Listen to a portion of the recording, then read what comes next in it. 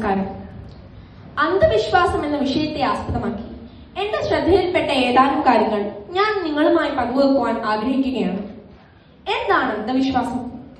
യുക്തിസഹമല്ലാത്ത വിശ്വാസങ്ങളും അവയെ ചൊല്ലിയുള്ള ആചാരങ്ങളെയും അമാനുഷികമായ കഴിവുകൊണ്ട് മാത്രം വിശദീകരിക്കാനാവുന്ന കാര്യത്തെയുമാണ് അന്ധവിശ്വാസം എന്ന വാക്കുകൊണ്ട് അർത്ഥമാക്കുന്നത്. എല്ലാ കാലത്തും ഏറെക്കുറെ എല്ലാ മനുഷ്യരും ഒരു കാര്യത്തിലല്ലെങ്കിൽ മറ്റൊന്നിൽ അന്ധവിശ്വാസികൾ തന്നെയായിരുന്നു. ആദിമയുഗത്തിൽ കാട്ടിൽ വേട്ടയാടി നടന്നിരുന്ന പ്രാകൃത മനുഷ്യർ മുതൽ ഇപ്പോഴത്തെ പരിഷ്കൃത മനുഷ്യൻ വരെയുള്ള ചരിത്രം അന്ധവിശ്വാസങ്ങളുടെ ചരിത്രം കൂടിയാണ്. ശ്രീനാരായണ ഗുരുവും ചട്ടമ്പി സ്വാമിയും അയ്യങ്കാളിയും ആറാട്ടുപുഴ വേലായുധപ്പണിക്കരെ പോലെയുള്ളവർ നമ്മുടെ സമൂഹത്തിൽ നിന്നും അന്ധവിശ്വാസത്തെ അകറ്റി നിർത്താൻ ഒരുപാട് പ്രയത്നിച്ചവരാണ്. അവരുടെ പ്രയത്നത്തിന്റെ ഫലമായി നമ്മുടെ സമൂഹത്തിൽ നിന്നും ഒരു പരിധിവരെ ഈ അന്ധവിശ്വാസം എല്ലാം അകലുന്നതുമാണ്.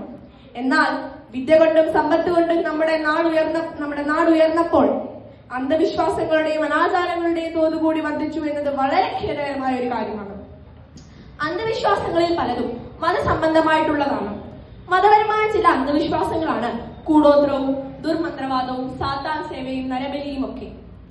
നമ്മുടെ കേരളത്തിൽ അടുത്തിടെ നടന്ന ഇലന്തൂർ നരബലി മനുഷ്യ മനസാക്ഷിയെ ഞെട്ടിച്ച ഒന്ന് തന്നെയായിരുന്നു. അതുപോലെ ബീഹാറിൽ വെറും 2ാം ക്ലാസ്സിൽ പഠിക്കുന്ന ഒരു കുഞ്ഞിനെ കഴുത്ത് ഞെരിച്ചു കൊന്നു. എന്തിനെന്നോ? ആ കുഞ്ഞ് പഠിക്കുന്ന സ്കൂളിന്റെ യശസ്സിനും അഭിവൃദ്ധിക്കും വേണ്ടി. അങ്ങനെ എത്ര റിപ്പോർട്ട് ചെയ്യപ്പെടാത്ത മനുഷ്യ മനസാക്ഷിയെ മരവിപ്പിക്കുന്ന സംഭവങ്ങളാണ് നമ്മുടെ ഈ രാജ്യത്ത് നടക്കുന്നത്. ഞാൻ മുമ്പ് സൂചിപ്പിച്ചു, അന്ധവിശ്വാസങ്ങളിൽ പലതും മതസംബന്ധമായിട്ടുള്ളതാണ്. എന്നാൽ ഒരു മതവും ഇതുപോലെ നരബലി പോലുള്ള കർമ്മങ്ങൾ ചെയ്യണമെന്ന് എവിടെയും പറഞ്ഞിട്ടുമില്ല, പ്രോത്സാഹിപ്പിക്കുന്നുമില്ല. അതിനാൽ ഇതിൽ നിന്ന് ഒരു കാര്യം വ്യക്തമാണ്: അന്ധവിശ്വാസം എന്നത് നാം സൃഷ്ടിച്ച ഒന്നാണ്. നമ്മുടെ വരും തലമുറയെ നമുക്ക് ഈ അന്ധവിശ്വാസത്തിൽ നിന്ന് അകറ്റി നിർത്തണം.